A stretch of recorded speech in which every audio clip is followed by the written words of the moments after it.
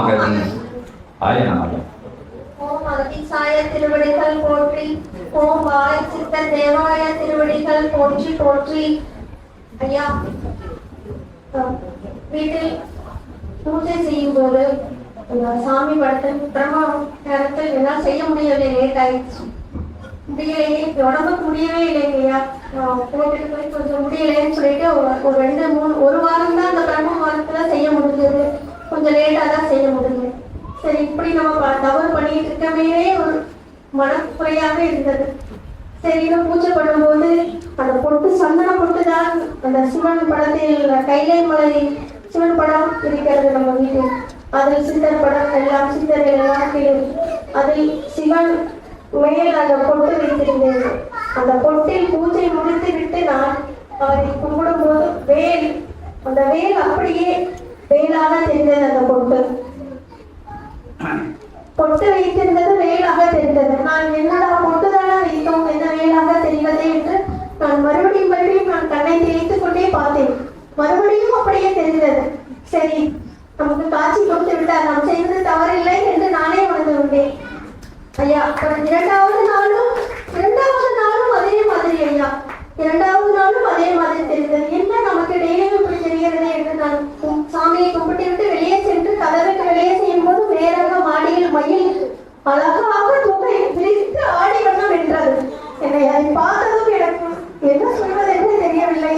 ஐயா, வாழை சித்தரையாவே நம்ம வீட்டுக்கு வந்து விட்டார், நமக்கு என்ன வேண்டும் எனக்கு நினைத்தேன். ஐயா, அவ்வளவு சந்தோஷம் ஐயா எனக்கு பார்த்ததும்.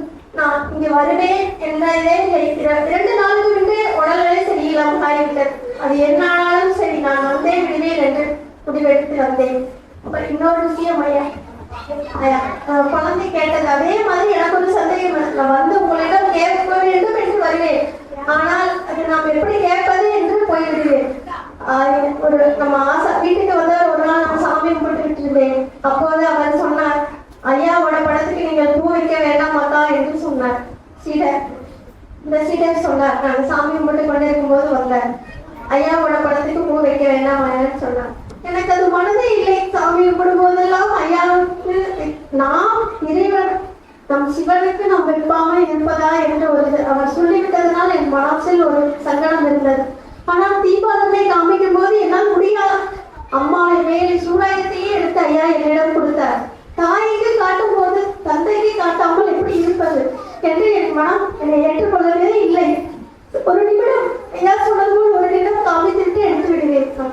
இருந்தாலும் ஒரு மனம் பயந்து கொண்டே இருந்தேன். அதற்கான விடையும் குழந்தை மூலமாக நான் விலகி தெரிந்து விட்டேன். எனக்கு ரொம்ப சந்தோஷமாக இருக்கிறது. ஐயா, இன்னொரு 15 வருஷமாக அந்த இடத்திற்காக ஒரு இடம் அளக்கவே முடியவில்லை. ஒருவன் தடுத்துக் கொண்டே இருந்தான். போன போதெல்லாம் தடுக்கலைதான். ஒரு நாள் 2 நாள் கிடையாது, 15 வருடம் அல்லவா. ஆனால் இங்க வந்தவருக்கு வேல், ஐயா கொடுத்த வேல் வீட்டில் இல்லறத்தில் கொடுத்தார் பூஜை. அந்த வேலை எடுத்து இன்று நீங்கள் முடித்து கொடுக்க வேண்டும், நீங்கள் என் கூட வர வேண்டும் என்று எடுத்து வைத்து விட்டுத்தான் போனேன். அந்த முடித்துத்தான் வந்தேன் ஐயா. நான் இங்கு வந்து 1 வருடங்களுக்கு பக்கமாக ஆகிறது. ஆனால் எனக்கு நடந்த நிகழ்ச்சிகள் இது பொய்யல்ல, நிஜம். ஜாதகத்தை கிழிக்கப்படும் என்று சொன்னார். அதே மாதிரி என்னோட பொண்ணோட இதுல நான் ஃபர்ஸ்டே சொல்லியிருந்தேன். இருந்தாலும் நீங்க புதுசா வந்தவங்களுக்கு தெரியணுங்கிறதுக்காக இதை தெரியப்படுத்துகிறேன். இந்த இடத்துக்கு நான் வந்து விட்டால் எதையுமே நினைக்க வேண்டியதில்லை என்பது சத்தியம். நமக்கு எதுவுமே வேண்டாம், அவர் பார்த்து கொள்வார் என்று விட்டு விட்டால் போதும். நமக்கு எல்லாம் நடந்துவிடும். யாரும் அதை சந்தேகமாகவோ எதுவும் நடந்து விட வேண்டாம். கண்டிப்பாக நடக்கும். அவர் இருப்பார் நம்மிடம். நம் தந்தையும் தாயும் நம்மிடம் இருப்பார் என்று நம்பிவிடுங்கள். நம் பிரச்சனைகள் அது எதுவாக இருந்தாலும் சரி, அவர் பார்த்துக் கொள்வார். அந்த நம்பிக்கை எனக்கு வந்தது. நான் சரணாகதி அடைந்தேன். எனக்கு அத்தனையும் நடந்து விட்டது ஐயா. நான் எப்போதும் உங்களுக்கு சரணாகதியாக இருப்பேன் என்பதை நான் நன்றியுடன் தெரிவித்துக் கொள்கிறேன் ஐயா.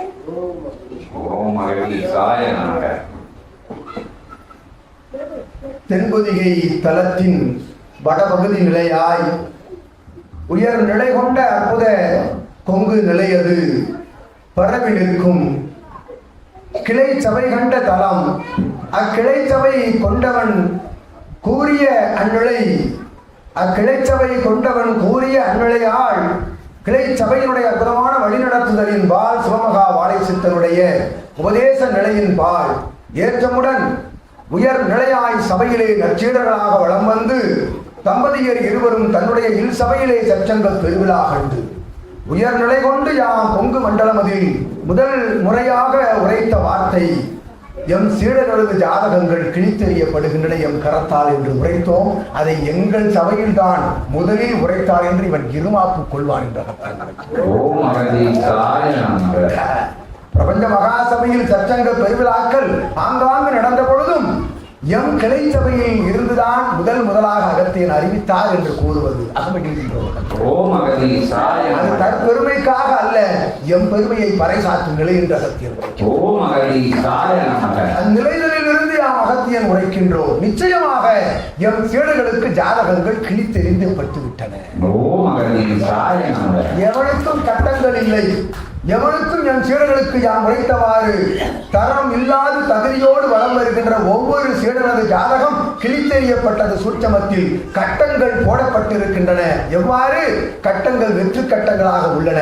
உன் சரணாகதிக்கு ஏற்றவாறு அதில் கிரகங்களை அமர வைக்கப்படும் என்று அகத்தியம் அனைத்திலும் கட்டங்கள் வெற்றிடம். எப்பொழுது வெற்றிடம்? நீ வெற்றிடம் ஆகும் பொழுது உன் கட்டங்கள் வெற்றிடங்களாக மாற்றப்படுகின்றன. அக்கட்டங்களில் உன் சரணாகதியின் தன்மைக்கு ஏற்றவாறு கிரகங்கள் சுழல் முறையில் சுழன்று வரும் என்று அகத்தியம் உரைக்கின்றோம். அக்கிரகங்கள் எல்லாம் சிவமகா வாழை சித்தனை சுழன்று வணங்கி வாழ்த்தி மண்டியிட்டு வருகின்றன என்று அகத்தியம் உரைக்கின்றோம். அக்கிரகங்கள் இவனை சுற்ற வேண்டுமா அல்லது உங்களை சுற்ற வேண்டுமா என்று யூகித்துக் கொள்ளுங்கள் என்று அகத்தியம்.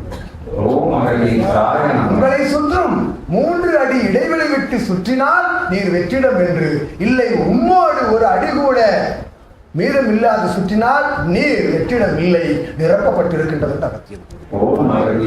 அப்பொழுது கட்டங்கள் நிரம்பி இருக்கும். அக்கட்டத்திற்கும் அகத்தியனுக்கும் சம்பந்தம் இல்லை, இறைவனுக்கும் ஜாதகத்திற்கும் சம்பந்தம் இல்லை, கர்ம வினைக்கும் இறைவனுக்கும் சம்பந்தம் இல்லை, உன்வினை உன் பாவங்களுக்கும் புண்ணியங்களுக்கும் இறைவனுக்கும் சம்பந்தம் இல்லை. உன்னை நீதான் செதுக்குகின்றாய், உன்னை நீதான் வடிவமைக்கின்றாய். உன் பாவம் புண்ணியம்தான் உன்னை நிகழ்வக வாழ்வை நிர்ணயிக்கின்றன. எனில் நீர் வாழும் குருவை தஞ்சமடைகின்ற பொழுது, அவன் திருவடியை பற்றுகின்ற பொழுது அத்தகைய நிலைகள் எல்லாம் அவன் கரத்தில் சமர்ப்பிக்கப்படுகின்றன. இரண்டுக்கும் தொடர்பில்லை, ஆனால் நீர் தொடர்பு கொண்டால் பெருமகா தொடர்புள்ளது என்று அகத்தியம் உரைக்கின்றோம். இதுதான் இறை சபை உண்மையான வாழும் குருவினுடைய உன்னத ஆன்மீக தத்துவம் என்று உரைக்கின்றோம். உன் வாழ்வு உன் கையில் என்ற வாசகம் பொய்யல்ல, உன் வாழ்வு உன் கையில் தான் உள்ளது என்று அகத்தியம் உரைக்கின்றோம். எண்ணம் போல் மனம் போல் வாழ்வு என்று எழுதினால் மட்டும் போதாது, அவ்வண்ணம் போல் வாழ வேண்டும் என்று அகத்தியம். அற்புதமாக அத்தகைய சரண் நிலை கொண்ட சீடனின் இல்லங்களில் தான் இத்தகைய வார்த்தைகளை அகத்தியர் பயன்படுத்துவோம் என்று உரைக்கின்றோம். அவ்வாறு எம் சீடர்களின் ஜாதகங்கள் எங்கு இருக்கின்றன என்று எவருக்கும் தெரியாது, அவனுக்கும் தெரியாது என்று கூறுகின்றோம். அற்புதமாக சிவமகா வாழை சித்தனை தலையாய வாழும் குருவாக ஏற்றுக்கொண்ட சீடரே, உரைத்தவாறு பிரம்ம முகூர்த்த தவம் என்பது தொடர்ச்சியாக இருந்தோம், ஒரு சில தினங்கள் தொடர்ச்சியாக இருக்க முடியவில்லை. உரைக்கின்றோம், அகத்தியர் ஒன்று கூறுகின்றோம். சிவமகா வாழை சித்தனை அதிமுன்னத உயர்நிலையில் வாழும் குருவாக அற்புதமாக பிரபஞ்ச மகாசபையில் முதல் நிலையில் முழு நிலையில் ஏற்றுக்கொண்ட ஒரு சீடன் சித்தனாகின்றான். சித்தன் தவம் இருக்க வேண்டிய அவசியம் இல்லை என்று உரைக்கின்றோம். உரைத்தார் அல்லவா, வைத்த குங்குமம் வேறாக தெரிகின்றது. எங்கு வைத்த குங்குமம்? சிவத்தின் நெற்றியில் வைத்த குங்குமம்.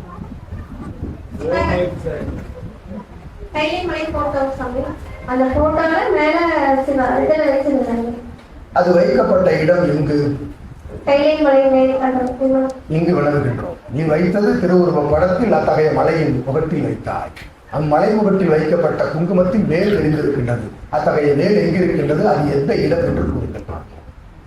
சிவமகா வாழை சித்தர் சபை கொடிமரத்தில் உள்ளது.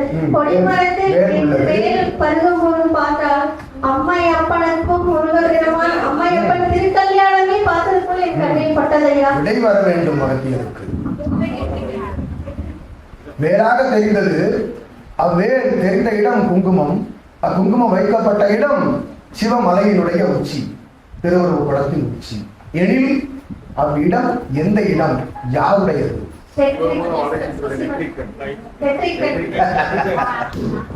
சிவமகா வாழைச்சித்தன் நெற்றி சுழுமுனையில் வேலை கண்டாய் என்று உரைக்கின்றோம்.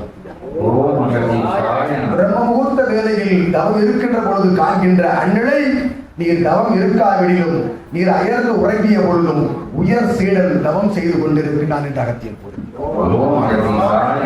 காட்சிகள் புகுத்தப்படும், தவம் நிறைவேற்றப்படும். உனக்குள் நீ தவ நிலையில் தான், நித்திரை யோக நிலையில் தான் அயர்ந்து உறங்கிக் கொண்டிருக்கின்றாய் என்று அகத்தியன் உரைக்கின்றான். ஆகையால் முதலில் வருகின்ற சீடனுக்குத்தான் உபதேசம் தவம் இருக்க வேண்டும் என்பது. இவனை ஏற்றுக்கொண்டு வளம் வருகின்றவன் நடந்தாலும் தவம், நின்றாலும் தவம், உணவு அறிந்தினாலும் தவம், நீராடினாலும் தவம், நீர் ஆடினாலும் தவம் என்று உரைக்கின்றோம். நடந்து செல்கின்ற பொழுதும், கடந்து செல்கின்ற பொழுதும், வாகனத்தில் செல்கின்ற பொழுதும், ஒரு இடம் விட்டு ஒரு இடம் பறந்து செல்கின்ற பொழுதும் தவநிலையில் தான் சிவமகா வாழைச்சித்தனுடைய சீடன் இருந்து வருகின்றான் என்பது உண்மை என்ற அகத்தியன் உரைத்து மகிழ்கின்றான். அதுபோன்று ஒவ்வொரு நிலையும், ஒவ்வொரு வேண்டுகோளும், அது வேண்டுகோள் அல்ல, வணங்கி நிற்கின்ற நிலையாக நிற்கின்ற பொழுது நீர் வேண்டாத பொழுதும் கோள்களை எல்லாம் இடமாற்றி அமர வைப்பது அகத்தியன் பணி என்று உரைக்கின்றோம். அவ்வாறுதான் ஒவ்வொரு செயலும் நிறைவேற்றப்பட்டுக் கொண்டிருக்கின்றது ஒவ்வொரு சீடனது வாழ்விலும் என்று அகத்தியன் உரைத்து மகிழ்கிறோம். உறவாளர்கள் எல்லாம், உறவினர்கள் எல்லாம் கைவிட்ட பொழுதும் எம்மை கைவிடாதிருப்பவன் சிவமகா வாழைச்சித்த சபைதான், அச்சித்தன் தான் என்று சொந்த பந்தங்களை எல்லாம் ஓரம் கட்டிவிட்டு இவ்விடத்தில் ஒரு தல வேண்டும், தலத்திற்குள் தல வேண்டும் என்று தலம் தேடி வந்து அமர்ந்து சிவமகா வாழைச்சித்தனிடம் தஞ்சமடைந்த சீடனே, உமது சீடர்கள் எல்லாம் யாம் உரைத்தவாறு ஜாதகங்களை அவரவர்களே கிழித்து விடுகின்றார்கள் என்று உரைக்கின்றோம். நிச்சயமாக நம்பிக்கை, பொறுமை, சலனமில்லாது காத்திருத்தல் அவர் கூறிய 8 நிலைகளில் காத்திருக்க வேண்டும். காத்திரு, பொறுமையோடு காத்திரு. சிவமகா வாழை சித்தனை நோக்கி காத்திரு, நோக்கி தவமிரு. நிச்சயமாக அது நடக்கவில்லை எனில் அகத்தியனிடம் வா, நான் பார்த்துக் கொள்கின்றேன் என்று சவால் விடுகின்ற சபை பிரபஞ்சத்திற்கு இச்சபை ஒன்றுதான் என்று கூறுகின்றோம்.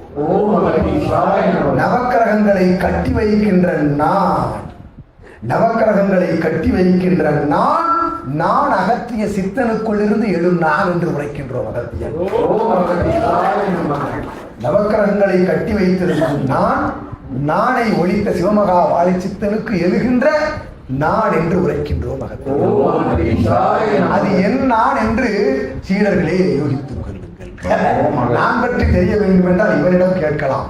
நானில் பலவிதமான நானினை கேட்டு அகத்தியனையே திணற வைக்கின்ற சீடன் என்று உரைக்கின்றான். இதில் எத்தகைய நான் எங்குள்ளது என்று அவன் ஆராய்ந்து கொண்டிருக்கின்றான். அகத்தியன் கூறிய 4 நான்களில் எது என் நான் எங்கு இருக்கின்றது என்று தேடுவான். அகமகிழ்கின்றோம். அகத்தியன் நிச்சயமாக நடந்தேறிய பெருவிழா நிகழ்விலே ஒவ்வொரு சீடனும் அவனை மறந்து அமர்ந்திருந்தான் எனில் அவனுக்குள் நான் இல்லை, நான் இருந்தேன் என்று கூறுகின்றோம். ஒவ்வொரு இல்லத்திலும் நான் இருக்கின்றேன், நான் இருக்கின்ற பொழுது நான் இருக்க மாட்டேன், நான் இல்லாத பொழுது நான் இருப்பேன் என்று உரைத்து வாழ்த்தி மகிழ்ந்து அமர்கின்றோம்.